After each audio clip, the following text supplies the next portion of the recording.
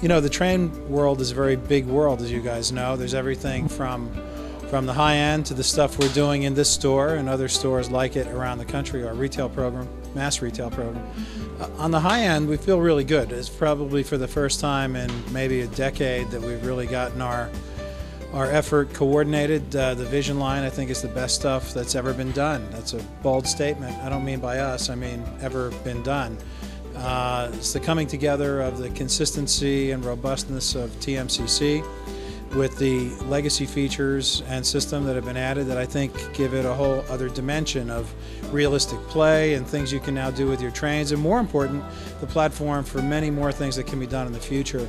Stuff like the quilling horn, the train brake, the throttle, the really cool features of the air whistle and the steam chest blowdown.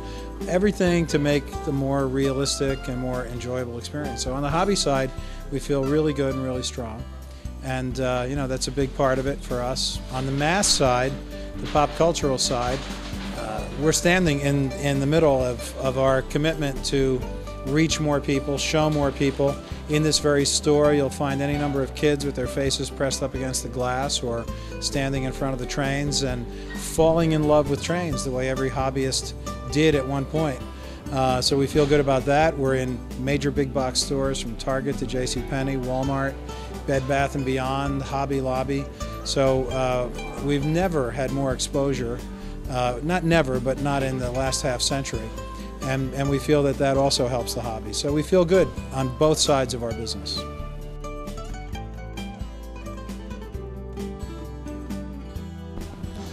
You know, Vision Line is for us what it says. It's our vision of what we want trains to be. You know, from the very beginning, the very first model train, the goal was to create an experience that was as realistic as possible. Tools were limited, the vision wasn't. I'm sure that guys like Joshua Lionel Cowan and all the people that were around him and followed him had the same vision. They wanted to create the most realistic experience possible, to literally put the operator in the train. They didn't have the technology to do so. We're approaching that.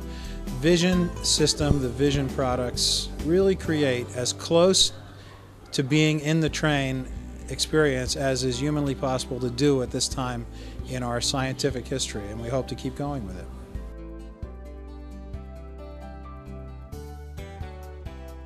Well, it came about because, you know, our goal since we came on the scene at the end of 2004 was not only to make great hobby product for people that knew what Lionel was and knew what model railroading is, but for people that had yet to see it, yet to fall in love with it. And, you know, the world changed. In the 1940s and 50s and even the early 60s, you could go to any major department store and see trains running, have the experience, and sort of become baptized in trains. And when that stopped, a whole flood of the next generation of people ceased to enter the hobby. And I think it's our job, and we're not immodestly probably the only model train company that can do this because of our name, to bring the brand back out to pop culture. So we did the exhibits at Grand Central. We did the Santa Land at Macy's. We did the world's greatest hobby shows. We've gotten ourselves into major retail outlets like Target and Walmart and JCPenney in major displays, not just a box on a shelf, all with one thing in mind: to put the product in front of people, let them see it, feel it, experience it, and become train fans.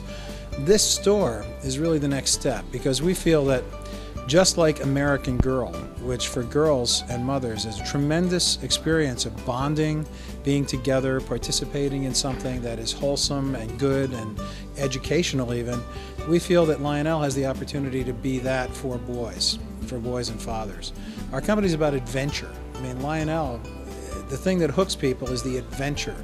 The Wild West, World War I, logging set, all of it is a story. It's a story that depicts adventure and empowerment of kids to feel that they're doing something worthwhile, constructive, entertaining, and a lifelong activity. And we feel that these stores, this store, could be the harbinger of a series of stores that wouldn't really be intended to be great retail business, but places where people could become indoctrinated with what we feel is good about Lionel. And I think there's no better way to do it than in this kind of environment.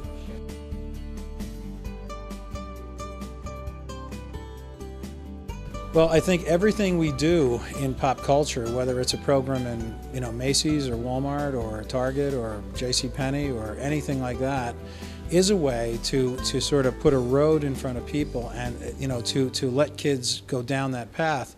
And we feel that the more we do that, the more valuable a partner we can be for your junior membership, because we're exposing more people to it. So, 400,000 or 500,000 people will buy Lionel product, some form of Lionel product this year at Christmas time.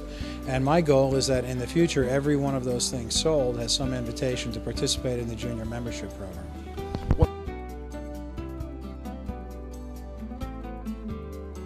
Yeah, I mean, high tech is an interesting concept because it has to be high tech, but it has to be highly accessible at the same time. If it's not, it's just an esoteric exercise in how smart can I make myself look.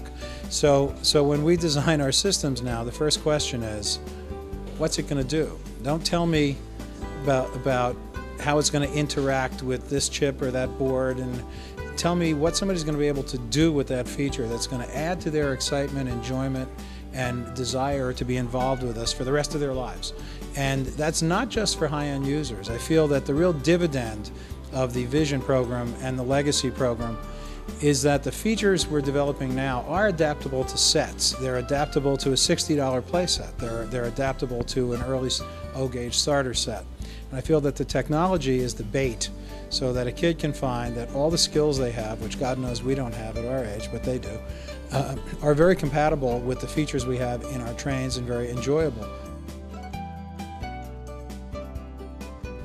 Recently, when I read about Warren Buffett buying the BNSF, the story was very cute. He was joking, I guess, and he said he bought the railroad because when he was a kid he didn't have a train set. So I sent him a train set, and I sent him a note, and I said, gee, if you'd only told us, we could have saved you a few bucks. Since he paid $60 billion for it, I said we could have probably hooked him up with a train for a little bit less. He was kind enough to immediately respond to me, and it was one of the nicest letters I've ever gotten. But the part that's important to what we're talking about is, he said as a kid, he had a little 027 set. He was very knowledgeable about model trains, and he told me the engines he'd bought since then and how fascinated he was with Lionel. But most of all, he said that when he was 10 years old, his father took him to New York, and the only three things he wanted to do would go to the stock exchange, and we know what happened with that, go to some famous coin and stamp company, and go to the Lionel showroom. And he told me the exact address of where it was because he remembered from when he was 10 years old. We made that impression on Warren Buffett because he had the chance, he had the opportunity to go and see our product as it is to be seen. And it left a lifelong impression on him. And our goal, our job, is to present that kind of opportunity for all kids. And many times when I'm talking to your members or other train enthusiasts, they'll tell me with tears in their eyes about their first trip to our showroom, and the fact that that doesn't exist now is a real hole in our makeup. And these stores, the 60 exhibitions we'll be at this year, the thing we do every year at Grand Central, Macy's Santaland, this store and others like them, really is an attempt to put that possibility back in the lives of kids.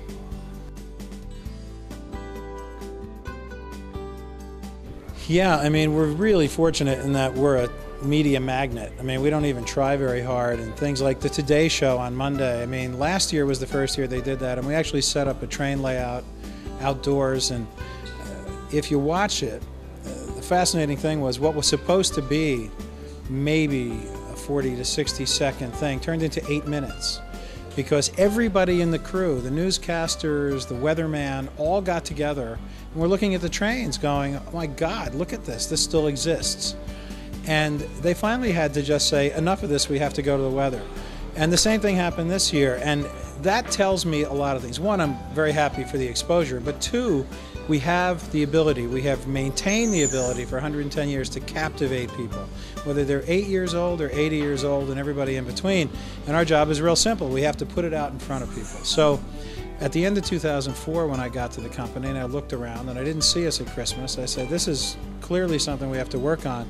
So this year, as you point out, the Today Show, every newspaper in the country, from the Wall Street Journal to the New York Daily News, to the Don Imus Show, to WPIX, a major station here in Metro New York, does stories on Lionel. MSNBC, because we're a feel-good story. We're about things that make people happy. Somebody was arguing with me once about the brand power of Lionel, and they said, oh, there are lots of brands that have 100 years of history. And I said, sure, there's like, stomach medicines that have 100 years, but their collective memory is you do it when it hurts. Ours is that it feels good, and it feels good in a great way. It's about family. It's about a better vision of ourselves, our country, and our families than we feel these days. So I feel good about it, not just that we're out there gathering news, but it's good news, and there's not much of that around.